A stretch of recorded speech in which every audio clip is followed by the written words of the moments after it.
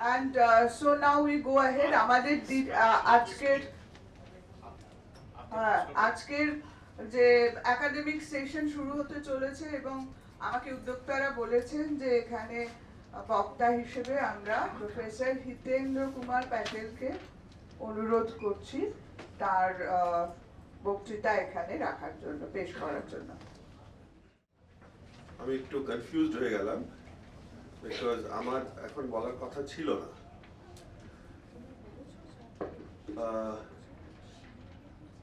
Schedule যেটা ছিল সেটা ছিল একটা সেশন যেখানে কিনোট অ্যাড্রেস দেওয়া হবে, তারপর আরেকটা সেশন হবে যেখানে ঠিক আছে আমি এই সুযোগে কিছু বলার চেষ্টা করছি। আর আমি লাস্ট বক্তা ছিলাম, কিন্তু এরকম একটা অদ্ভুত electrifying comprehensive convincing I would say এরকম কিনোট অ্যাড্রেসের পর বলার চেষ্টা করাও খুব কঠিন ব্যাপার, চ্যালেঞ্জিংও আর ডেঞ্জারাসও। তার কারণ হচ্ছে আমি এই বক্তৃতা শুনে চমৎকৃত হলাম, কিন্তু অনেক জায়গায় ডিপ ডিসএগ্রিমেন্টও আছে, আমার ডিপ ডিসএগ্রিমেন্ট। তবে আমি যেটা ভেবেছিলাম যে আমি বলবো সেটা একদম অন্য ধরনের একটা কথা, সেটাই আগে বলিনি। তারপর আমার কিছু ডিসএগ্রিমেন্ট যেগুলো আছে সেগুলো নিয়ে একটু আলোচনা করব। পলিটিক্স অফ কালচার, এটাতে যাওয়ার আগে কালচার সম্পর্কে যেহেতু স্টুডেন্টস এখানে আছে, আমি একটা দুটো কথা বলবো। এই সংস্কৃতি কথাটা ব্যবহার করা হয়েছে একটা বিশেষ অর্থে, আর এই সংস্কৃতি শব্দ সেই সময় আমাদের মধ্যে এসছে যে সময় আমাদের এখানে গান্ধীর মুভমেন্ট শুরু হচ্ছে। যারা সংস্কৃতি শব্দের উৎপত্তি সম্পর্কে, মানে যারা এটাকে কুলটুর বা কালচার এটার অনুবাদ করার চেষ্টা করেছেন, তার মধ্যে দুটো সিরিয়াস চেষ্টা হয়েছে। একটা হচ্ছে রবীন্দ্রনাথ আর সুনীতি কুমার চ্যাটার্জিয়া, যিনি সংস্কৃতি শব্দকে বেছে নিলেন। আর একটা হচ্ছে নরেন্দ্র দেব নামক একজন সোশ্যালিস্ট স্কলার ছিলেন, বুদ্ধিস্ট স্কলার ছিলেন। তিনি কাল্টিভেশন অফ মাইন্ডের কথাকে মাথায় রেখে সংস্কৃতি শব্দে চর্চা করেছেন। কিন্তু এইটা সংস্কৃতি চর্চায় নিয়ে যারাই চর্চা করেছেন তারা একটা জায়গায় আটকে গেছেন। সেটা হলো যে কে তৈরি করে সংস্কৃতি। একটা স্কুল অফ থট মনে করে যে এটা ক্রিয়েটেড বাই জিনিয়াস, বড় লোকরা, শেক্সপিয়ার, গোয়েটে, রবীন্দ্রনাথ, এরা সংস্কৃতি তৈরি করে। আর একটা স্কুল অফ থট মনে করে যে কমন পিপল সবাই মিলে এই সংস্কৃতিকে তৈরি করে। তো এই ব্যাপারটাকে আমি প্রথমে এই জন্য বলে দিলাম যে সংস্কৃতি শব্দের পিছনে কিন্তু একটা দৃষ্টির ব্যাপার আছে। Who is creating the culture. একটা সময় মনে করা হতো genius, great people, great minds করে। আর ডেমোক্রেটাইজেশনের পরে মানে হয়তো অনেকেই মনে করলে যে it is a collective kind of thing, সবাই মিলে সংস্কৃতি তৈরি করে। আজকে যদি কেউ জিজ্ঞাসা করে তাহলে আরেকটা এজেন্সি কথা বলতে হয় যে politics create the culture. Politics, politicians, they are our new genius, they create culture. এই যে পরিস্থিতি 100 বছরের মধ্যে পরিবর্তিত হলো, 100 বছর নয় 50 বছর, এই 50 বছরের মধ্যেই 1916-17 নাগাদ কালচার নিয়ে কথা হয়েছিল। আর 47-এ গিয়ে ভারতের প্রধানমন্ত্রী কিন্তু একটা নতুন ধরনের ট্রিস্টের কথা বললেন, যেখানে উনি, যাকে প্রফেসর ভাস্কর চক্রবর্তী বলছিলেন, একটা ডিসকোর্স অফ হোপ। কিন্তু ইন্টারেস্টিং হচ্ছে এখানে ডিসএগ্রিমেন্টের একটা জায়গায় আমি পেয়েছি, সেটা হচ্ছে যে একটা বিশেষভাবে এই দৃষ্টিকে প্রতিষ্ঠিত করা হলো যে পশ্চিম আর পূর্বের মধ্যে একটা লড়াই চলছে। পশ্চিম হচ্ছে রেশনাল, হিস্টোরিক্যাল, আর পূর্ব হচ্ছে স্পিরিচুয়াল আর faith centric kind of thing. না, নেহরু করেননি, সেটাই তো এখানে এখানে একটা সিচুয়েশন তৈরি হচ্ছে। নেহরু একদিকে ফেথ ইন হিস্ট্রির কথা বলেছেন, ওই বক্তৃতার মধ্যেই ফেথ ইন হিস্ট্রির কথা বলেছেন, which is very surprising. That is rational history. Yes.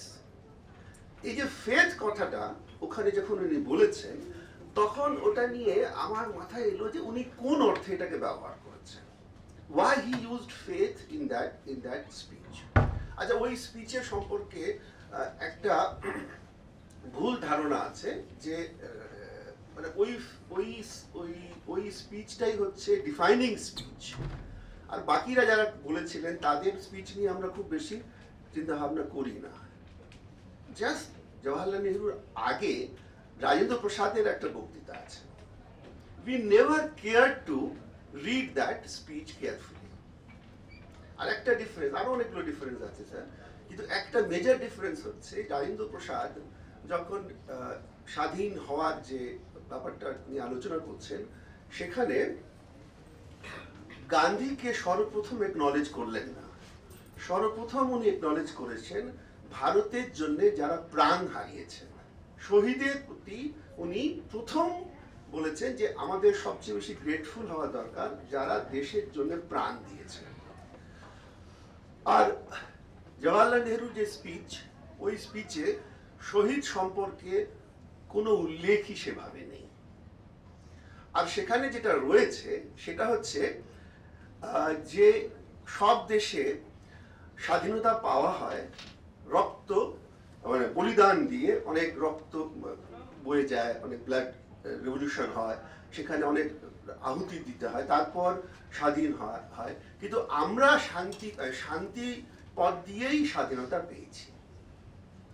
এই জায়গাগুলো কিন্তু খুব সমস্যার জায়গা, আর একজন হিস্টোরিয়ানকে কেয়ারফুলি এই ড্রাফটগুলোকে দেখতে হয়।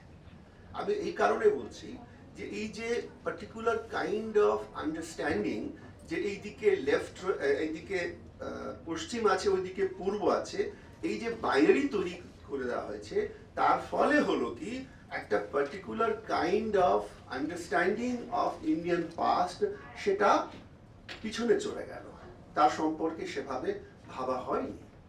আর এটা আমাদের কথা নয়, এটা আমরা এখন বলছি না, এটা ওই সময় আর.সি. মজুমদার থেকে শুরু করে আরো অনেকেই বলেছে যারা পার্শ্বে চলে গেলেন।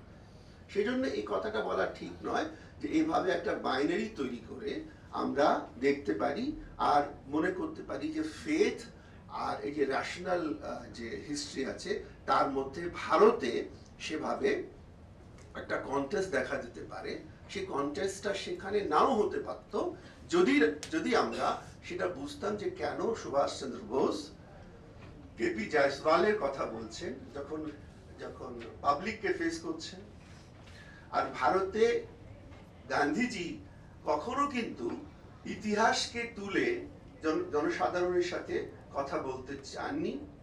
আর ইভেন যারা ভারতের বড় বড় নেতারা ছিলেন সেই সময়, তারা কিন্তু যখন মানুষকে ফেস করছেন, অন্য ভাষায় ফেস করছেন, আর যখন স্কলারশিপ জগতে আসছেন, তখন কিন্তু ব্যাপারটাকে একদম ঘুরিয়ে নিজের ইউরোপিয়ান সেলফকে সেখানে প্রতিষ্ঠিত করার চেষ্টা করছেন। আপনি ইউরোপিয়ান সেলফের কথা বললে আপনার মনে হবে যে এটা তো খুব অন্যায় করছি, ইউরোপিয়ান সেলফ কেন বলবো, সেটা ইন্ডিয়ান সেলফ কেন নয়। এই ইউরোপিয়ান সেলফ আজকে সকালে আমি পড়ছিলাম, কপিলা বাদশায়ন বলে একজন খুব বিখ্যাত একজন বিদুষী মহিলা, যার বড় অবদান আছে, তিনি একটা সুন্দর বক্তৃতা দিয়েছেন কালচারের উপর। সেখানে উনি নিজের সেলফকে ইউরোপিয়ান সেলফ হিসেবেই দেখছেন। এটা একটা আইরনিক্যাল সিচুয়েশন, একজন ইন্ডিয়ান গ্রেট মাইন্ড ইউরোপিয়ান সেলফকে সেখানে পাচ্ছেন অনেস্ট ইনভেস্টিগেশন করে।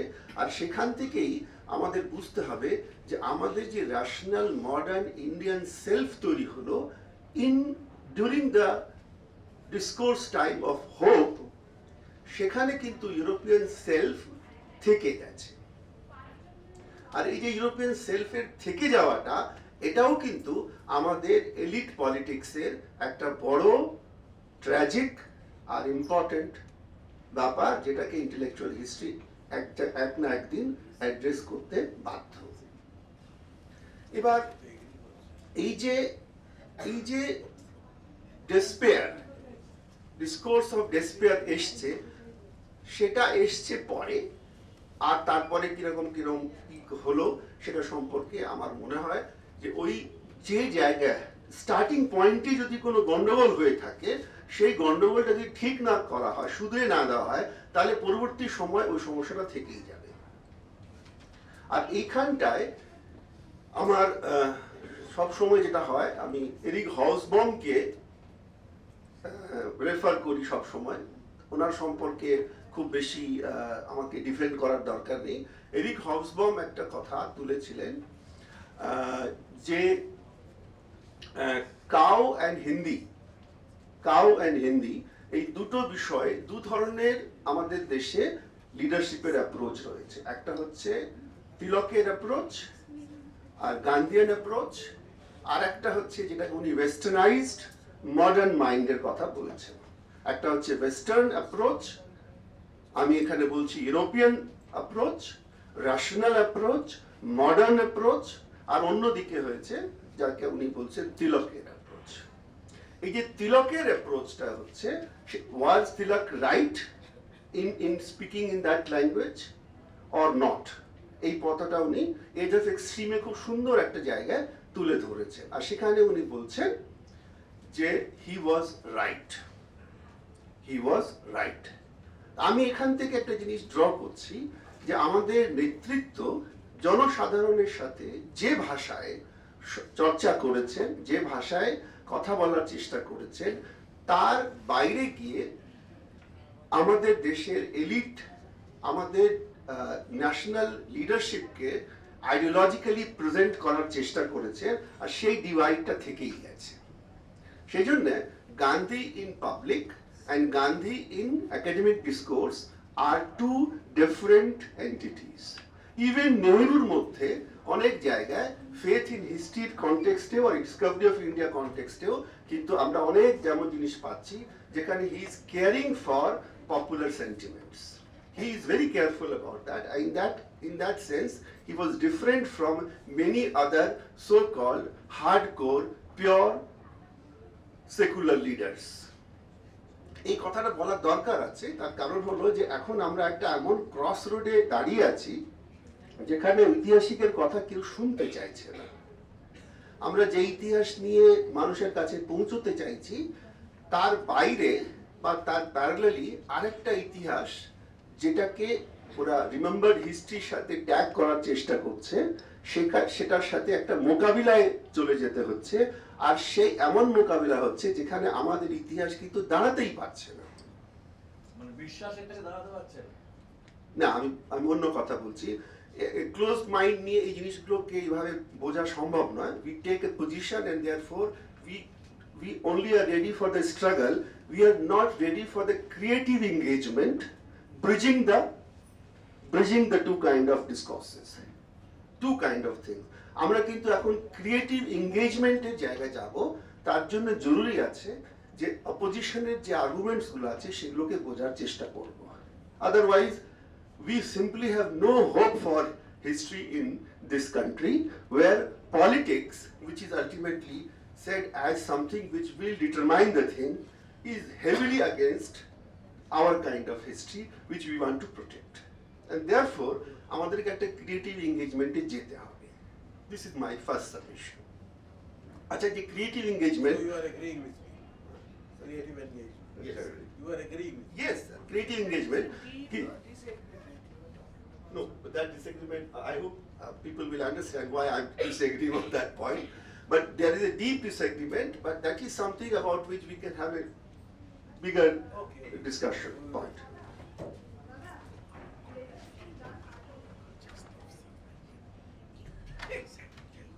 Why are you whispering?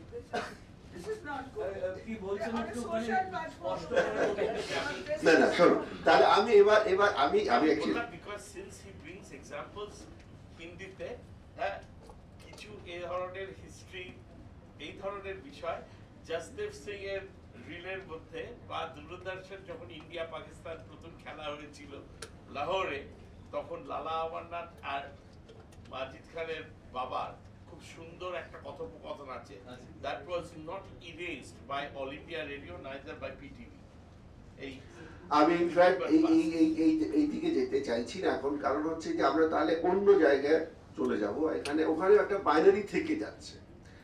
তবে আমি একটা জিনিস মনে করি যে ন্যাশনালিজম নিয়ে যখনই আমরা কথা বলি, আমাদের ঐতিহাসিক থেকে কিন্তু আমাদের নেতারা বেশি বুদ্ধিমান ছিলেন। When they spoke, they tried to have a dialogue with people. They tried to speak in a language which was a kind of creative engagement. And here I think Gandhi was a master. I'm totally agreement with you. Yes, that is, yes. But I have not touched that dimension. Yes, I know, because that's আমি আমার তরফ থেকে বললাম, professor ভাস্কর চক্রবর্তী ওনার বক্তৃতা শোনার পর আমি একদম স্পেল বাউন্ড সবসময় হই, আজকেও হয়েছি, কিন্তু কিছু ডিসএগ্রিমেন্টের কথা বলা দরকার ছিল, কিন্তু উনি লাস্টের দিকে যে কথাগুলো বললেন তাতে আমার মনে হলো যে আমাদেরও কিন্তু এখন একটা নতুন ভাবে এই সমস্যাকে মোকাবিলা করতে হবে। আর এই জায়গায় আমি গান্ধীর পথ অনুসরণ করি, যে অপোজিশন যেটা বলছে সেটাকে অ্যাকসেপ্ট করে এবার মিডল গ্রাউন্ড তৈরি করার চেষ্টা করা উচিত। তিনি জিন্নার সাথেও যখন কথা বলছিলেন তখনও কিন্তু জিন্নার কথাকে মেনে তারপর ওনাকে নিজের দিকে আনার চেষ্টা করেছিলেন। and that is the way one can have a creative dialogue of that kind. আমি কিন্তু একটা অন্যভাবে টেক্সট আর এই কালচার আর পলিটিক্স এইসব সম্পর্কে বলার প্রস্তুতি নিয়ে এসেছিলাম, সেটাতে আমি ফিরে যাই। স্যার যেটা বললেন যে আমরা বিভিন্ন ধরনের টেক্সট নিয়ে আলোচনা করি। আমি ভগবতী চরণ বর্মা বলে একজন লেখক ছিলেন, তিনি 1959 সালে একটা বই লিখেছিলেন যে সাহিত্য একাডেমি অ্যাওয়ার্ড পেয়েছিল, ভুলে বিসরে চিত্র। ওর প্রসঙ্গটা এখানে আনবো, আর তার থেকে পলিটিক্স অফ কালচার এই ইস্যু সম্পর্কে কিছু কথা বলার চেষ্টা করব।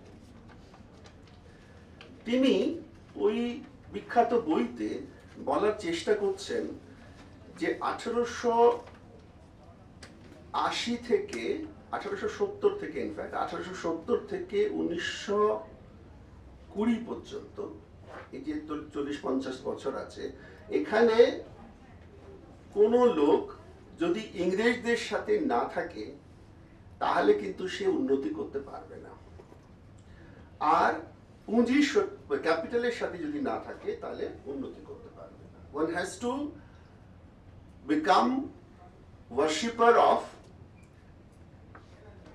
ইংরেজ মাস্টার্স অ্যান্ড পুঁজি ক্যাপিটাল। আর উনি বলছেন, খুব কতগুলো গল্প আছে, সেই গল্পের মধ্যে উনি স্পষ্ট করছেন যে আগের যে সময় ছিল সেখানে অনার ওয়াজ মোর ইম্পর্টেন্ট। আগে অনার বেশি ইম্পর্টেন্ট ছিল, এখন পয়সা বেশি ইম্পর্টেন্ট হচ্ছে।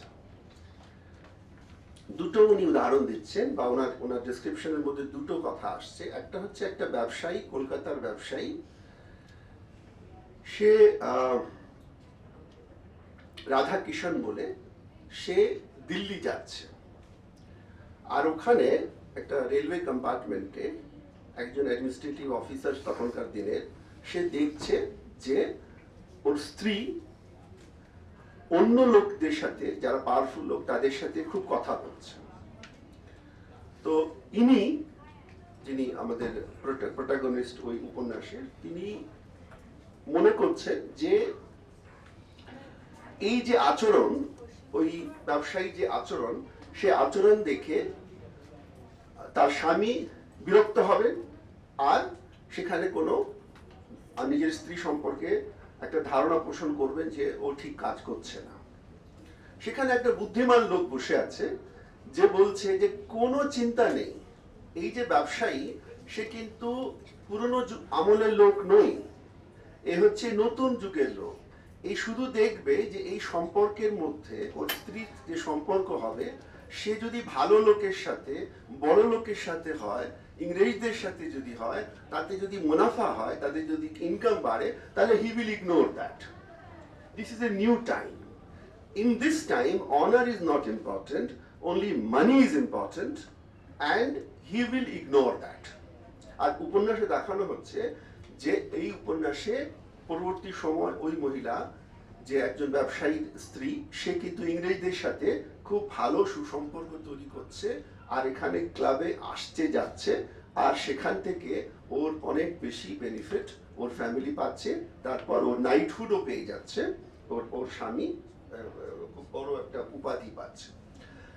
তারপর এর পাশাপাশি উনি একটা জমিদারের কথা বলছেন, ছোট জমিদার, 100 বিঘে জমি ছিল, তাকেও জমিদার বলা হতো ইউপিতে। ওই জমিদার একটা বণিকের কাছে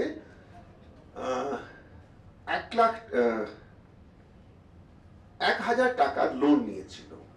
সে ইন্টারেস্ট হিসেবে 1200 ফেরত দিয়ে দিয়েছে, কিন্তু তবুও ওর ঋণ শোধ হয়নি।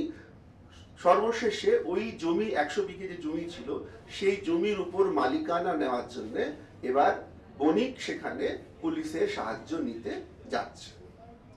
এবার জমিদারের জমি যদি চলে যায়, তাতে সম্মান চলে যাবে। তো সে বলছে যে আমি তোমাকে সবকিছু দিতে পারি, আমার কাছে একটা হাতি আছে, সেটা নিয়ে নাও, কিন্তু তুমি আমার জমি নেবে না। তো লালা বলছে আমি তো জমি নেবই, আমার আইনত অধিকার আছে। তারপর বলছে যে যদি তুমি চাও যে জমি তোমার না নেওয়া হয়, তাহলে তোমাকে পাবলিকলি আমার কাছে ক্ষমা চাইতে হবে। এই জমিদারের পক্ষে এই বানিয়ার কাছে ক্ষমা চাওয়া খুব কঠিন। সে সর্বশেষে রেগে মেগে ফাইনালি গিয়ে এক কর্মচারীকে গিয়ে বলছে যে আমার জন্য কিছু করো, যাতে আমার সম্মান রক্ষা হয়। আমি তো 1000-এর বদলে 1200 টাকা ওকে দিয়ে দিয়েছি, আর আমি কিছু সময় চাইছি যাতে আমার জমি যেন না নেয়, আমার সম্মানটা না নেয়। আগেকার কত ভালো সময় ছিল, আগেকার দিন হলে না রাতারাতি গিয়ে ওর গলা কেটে দিতাম। এদের ক্ষমতা ছিল। এই বানিয়ারা এখন রাজা হতে চাইছে। এই যে বানিয়ারা রাজা হতে চাইছে, আর ইংরেজদের সাহায্য নিয়ে, পয়সার শক্তি নিয়ে এই যে শক্তিশালী হচ্ছে, এটা নতুন যুগ, যেখানে সম্মানের কোনো মূল্য নেই। সর্বশেষে যেটা ইম্পর্টেন্ট হচ্ছে, সেটা হচ্ছে capital and access to power, political power. Interesting হচ্ছে যে কালখণ্ড নিয়ে উনি বলছেন, ভগবতী চন্দ্র বর্মা, ইটস হিস্টোরিক্যাল নভেল, একদম হিস্টোরিক্যাল নভেল। আর এটার সাথে মানে এটা নিয়ে আমি একটা লেখাও লিখেছি, যেখানে আমি দেখিয়েছি যে this is a kind of representation of historical realities, যে honor is not important, money is important, and without access to the political corridors of power, you cannot succeed in life. এই যে নিউ সিচুয়েশন তৈরি হচ্ছে, ঠিক ওই কালখণ্ড নিয়ে 15-16 বছর পরে হাউসবম একটা বই লেখেন, age of capital. And quite interestingly, age of ক্যাপিটালের যে এজ অফ এম্পায়ারের যে লজিকগুলো, সেটা কিন্তু ভগবতী চন্দ্র বর্মার ওই উপন্যাসে কিন্তু আমরা খুব সুন্দরভাবে পাচ্ছি। আর আমরা কিন্তু কোনো মতেই বলতে পারবো না যে এই হাউসবমের বই পড়ে ভগবতী চন্দ্র বর্মা এই ধরনের ফর্মুলেশন করার চেষ্টা করেছে। বা মার্কসবাদ পড়ে। না, মার্কসবাদ পড়েছিলেন, he was very trained man by না ভেরি এডুকেটেড ম্যান।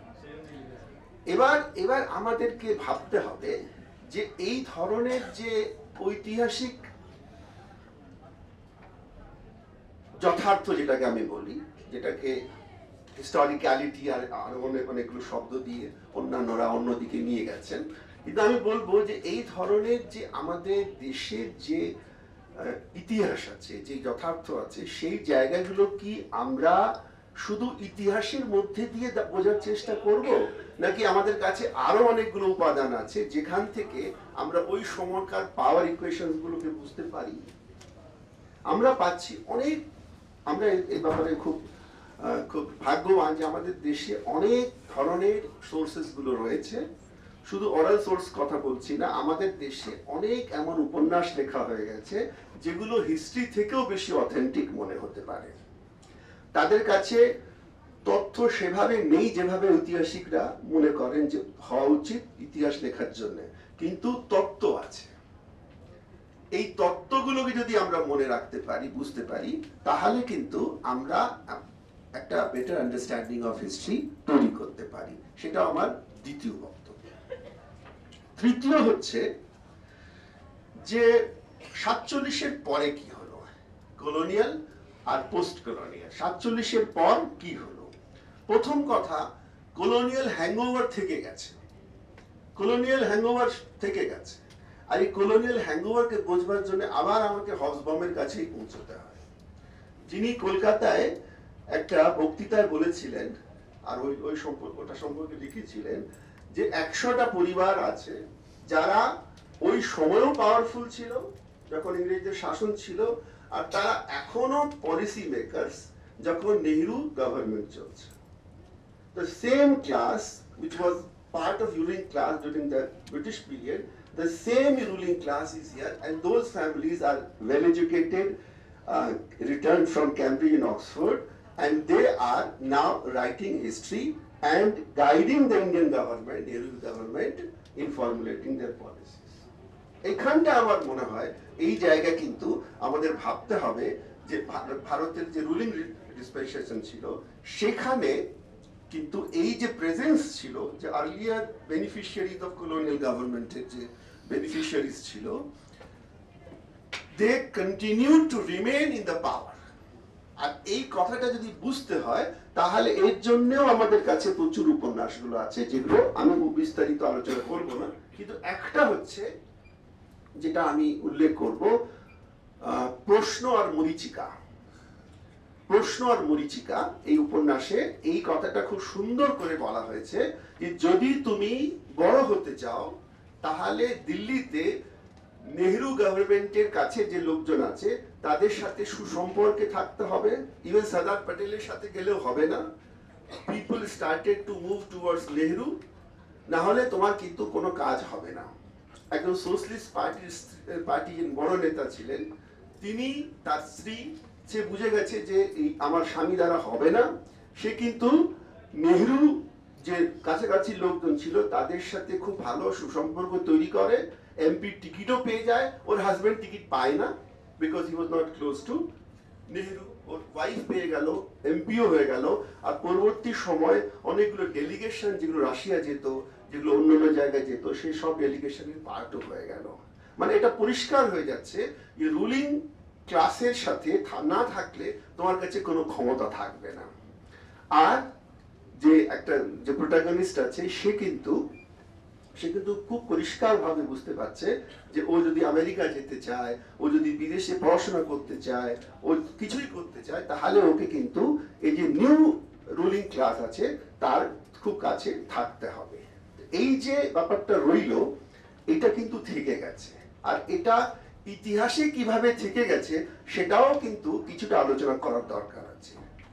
47 সালে ইন্ডিয়ান হিস্ট্রি কংগ্রেসের একটা অধিবেশন হয়েছিল 1947। সেখানে প্রেসিডেন্ট ছিলেন মোহাম্মদ হাবিব, ওনার প্রেসিডেন্সিয়াল বক্তৃতা হয়েছে। আর সেখানে আরো একজন ছিলেন চাগলা বলে। এই সব লোকজন তারা সবাই কিন্তু একই সাথে একই ইউনিভার্সিটিতে হিস্ট্রি পড়াশোনা করেছে। এখানে এসে এরা সবাই নেহেরুর খুব কাছের লোক। এরা সবাই কিন্তু একই ধরনের এলিটিস্ট ব্যাকগ্রাউন্ডের লোক। সে হয়তো কেউ আলিগড়ে থাকে, কেউ দিল্লিতে থাকে, কেউ এলাহাবাদে থাকে, আর অনেকেই কলকাতাতে থাকে। এরা সবাই কিন্তু এক ধরনের ইতিহাস চর্চার পক্ষপাতী আছে। ওই বক্তৃতাটা আমি যখন শুনলাম, পড়লাম, তখন আমার মনে হলো যে আমাদের কতগুলো প্রশ্ন তোলা উচিত। এই হলো, সেখানে বলা হচ্ছে যে আমরা এই যে স্বাধীনতা পেয়েছি, এটা পেয়েছি through peaceful means, bloodless revolution, bloodless revolution. ইনিও ভুলে গেলেন যে আমাদের দেশে অনেক লোক কিন্তু এই স্বাধীনতার জন্য অনেক বেশি, যেটাকে আমরা কুরবানি বলি, কুরবানি দিয়েছি। কিন্তু অনেক লোক ছিল যাদের কথা স্মরণ করার দরকার ছিল, যেটাকে রাজেন্দ্র প্রসাদও করেছেন, আরো অনেকেই করেছেন। আমার বক্তব্য হলো যে একটা বিশেষ ধরনের হিস্ট্রি লেখার প্রবণতা যেটা তৈরি হলো, ওর বিরোধিতা করা হয়েছিল 60-এর দশকে। সেই সময়ও যদি বুঝে নেওয়া হতো যে আমাদের ইতিহাসের একটা নতুন ধরনের চর্চা করার দরকার ছিল, তাহলেও হয়তো এই পরিস্থিতি হতো না যে ঐতিহাসিকদের মধ্যে যাদেরকে আমরা রিপ্রেজেন্টেটিভ হিস্টোরিয়ান মনে করি, তার কথা পাবলিক তো দূরের কথা, ইতিহাসের যে অন্যান্য জায়গাকার লোকজন আছে মেট্রোপলিসের বাইরে, তারা কিন্তু শুনতে আজকে রাজি হচ্ছে না। আমি কিন্তু একদম এক্সট্রিম পয়েন্টে গিয়ে আমি কতগুলো এক্সট্রিমলি ডিফিকাল্ট সিচুয়েশনের কথা বলছি এই কারণে, কারণ ইতিহাস এখন কিন্তু খুব এক্সপ্লোসিভ জোনে পরিণত হয়ে গেছে।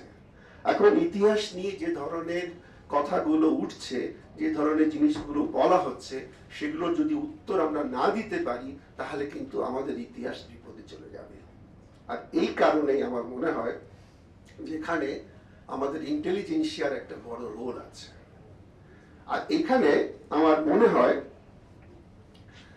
যে 1936 সালে প্রেমচাঁদ, মুন্সি প্রেম, আমার কাছে 2 মিনিট আছে, হ্যাঁ ঠিক আছে। আমাদের মুন্সি প্রেমচাঁদ একটা বক্তৃতায় বলেছিলেন, প্রোগ্রেসিভ রাইটার্স অ্যাসোসিয়েশনের একটা খুব সুন্দর বক্তৃতা আছে, সেটা সবাই হয়তো পড়েছেন। উনি বলেছিলেন যে আমাদের সাহিত্য, আমাদের বৌদ্ধিকরা হচ্ছেন torch bearer, they are holding the mashal for the country, for the leaders. এই যে ভূমিকা ছিল টর্চ বিয়ারের ভূমিকা, দেখাতেন, পথ দেখাতেন যে এইভাবে এগোলে আমাদের দেশের উন্নয়ন হবে, আমাদের দেশে উন্নতি হবে। আস্তে আস্তে দেখা যাচ্ছে যে আমাদের এই ক্লাস একটা বিশেষ ঐতিহাসিক পরিবেশে দেখা যাচ্ছে they remained with the political leadership, but not as torch bearers, but as cheerleaders and followers. And that is the tragedy of the intellectual class. They are supposed to be the torch bearers for the political class, but they are now towing the line of political leadership. And the tragedy is that in that context, politics of culture is going to be controlled by politicians. And if this tragic situation is to be altered, the intellectual class, the class whom we consider super class, our conscience keepers, they must take this responsibility of going against the political class if they wish and if they find it. But this is something people can only smile at, one can ridicule this, but this is the only way I can think of, that without একটা সময় ছিল ইংরেজদের বিরুদ্ধে, আমরা ইংরেজ শাসনের বিরুদ্ধে, সমস্ত ধরনের সেন্সারের বিরুদ্ধে কিন্তু আমাদের লেখক, আমাদের ঐতিহাসিক সে অর্থে নয়, ওই ইউনিভার্সিটি ঐতিহাসিকরা নয়, কিন্তু যারা ইতিহাস লেখার ক্ষেত্রে সাহিত্য প্রয়োজন মনে করেছেন, সাহিত্যে বলেছেন, কবিতার মধ্যে বলেছেন, সবকিছুর মধ্যে বলেছেন, তারা কিন্তু আমাদের ইতিহাসকে অন্যভাবে পেশ করেছেন। আমাদের প্রফেশনাল হিস্টোরিয়ান যেভাবে ইতিহাস পেশ করেছিলেন, তার প্যারালালি আমাদের যারা লিটারারি হিস্টোরিয়ানস ছিলেন, তারা কিন্তু একটা জাতীয়তাবাদী ইন্টারপ্রিটেশন, সেখানে হয়তো মিথও চলে আসতে পারে, অনেক ধরনের তাদের একটা ন্যাশনালিস্ট ইমাজিনেশন সেখানে আসতে পারে, কিন্তু তারা চেষ্টা করেছিলেন ওই ইতিহাস দ্বারা ইংরেজদের যে হেজিমনিক যে প্রেজেন্স ছিল তার মোকাবিলা করবার। সেরকম সময় এই পোস্ট কলোনিয়াল সিচুয়েশনেও আসতে পারে। Don't think that those things are simply gone forever. Intellectuals should take the inspiration from history and believe that they have a role to play when the past is being distorted and, more importantly, used for political purposes. They must stick to their ground and have a creative engagement with the past in various ways so as to have a proper and human approach to our knowledge, and that is how we can probably save the situation. Thank you very much. Thank you professor Hiten Patel. অত্যন্ত সুন্দর বক্তৃতা, বিশেষ করে শেষের দিকে উনি যে জায়গাটাতে উনি ঝোঁকটা রাখলেন যে ইন্টেলেকচুয়ালদের যে has a role to play এবং সেটা তাদের কনসিয়াসলি করতে হবে। I think that is the message which should be taken seriously by all of us.